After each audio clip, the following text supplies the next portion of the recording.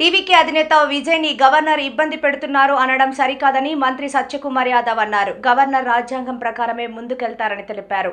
తిరుపతి గంగమ్మ జాతరలో భాగంగా అమ్మవారిని దర్శించుకున్నారు. అనంతరం ఆయన మీడియాతో మాట్లాడారు. గారు డిఎంకే ప్రచారం చేశారని ఒకవైపు అంటున్నారు. మరి రెండో వైపు విజయ్ గారు జగన్మోహన్ గారి ఫోటో పెట్టుకున్నారు కాబట్టి విజయ్ గారు గెలిచారంటున్నారు. సరే, నేను ఐరన్ లెగ్గులా మంచి లెగ్గులా దాంట్లో పోదలుచుకోలేదు. కానీ డిఎంకే ఓడిపోవడానికి ఏంటంటే వాళ్ళ ప్రజాకంటక పాలన ప్రధాన కారణం, రెండోది అవినీతి రెండో కారణం, అశ్రిత పక్షపాతం మూడో కారణం. ఇవన్నీ అయితే మహిళలకి సాధికారత కల్పించడం కోసం నరేంద్ర మోడీ గారు ఈ మహిళా రిజర్వేషన్ను తీసుకొస్తుంటే వాటిని అడ్డుకున్న కారణంగా ప్రజల్లో తీవ్రమైన ఆక్రోశం వచ్చింది.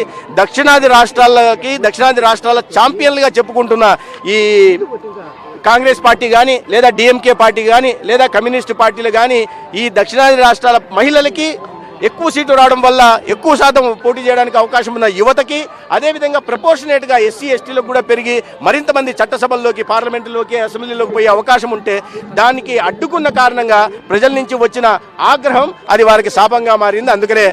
అందుకనే వాళ్ళు ప్రభుత్వాన్ని కోల్పోయి చెప్పలేము. అది నిర్ణయం తీసుకోవాల్సింది రాజ్యాంగం. ఆయనకు మెజారిటీ లేదు కాబట్టి చూసి అది గవర్నర్ గారు మాట్లాడుతున్నారు, చూడాలి. ఒక ఓటమి కాదు, రెండు ఓటమి కాదు, వరుస ఓటమిలతో రాబోయే రోజుల్లో కాంగ్రెస్ పార్టీ అనేది కనుమరుగయ్యే పరిస్థితి దేశంలో కనిపిస్తూ ఉంది. దేశం మొత్తాన్ని పాలించిన పార్టీ, అన్ని రాష్ట్రాల్ని సంవత్సరాల పాటు పాలించిన పార్టీ ఇవాళ ఒక పారాసైట్ లాగా ఇతర పార్టీల మీద ఆధారపడుతూ 2 సీట్లకు 3 సీట్లకు పోటీ చేయాల్సిన దౌర్భాగ్యకర పరిస్థితి ఎందుకు వచ్చిందో ఆ పార్టీ నాయకత్వం ఒకసారి ఆత్మ విమర్శ చేసుకోవాల్సిన అవసరం ఉంది. ఆ పార్టీ నాయకుడు పదే నాయకుడిగా ప్రమోట్ చేస్తాలని చూస్తున్నప్పటికీ కూడా ఆయన నాయకుడిగా ఎదగలేని క్రమాన్ని ఎందుకని చెప్పి ఒకసారి ఆత్మవిమర్శ చేసుకుంటే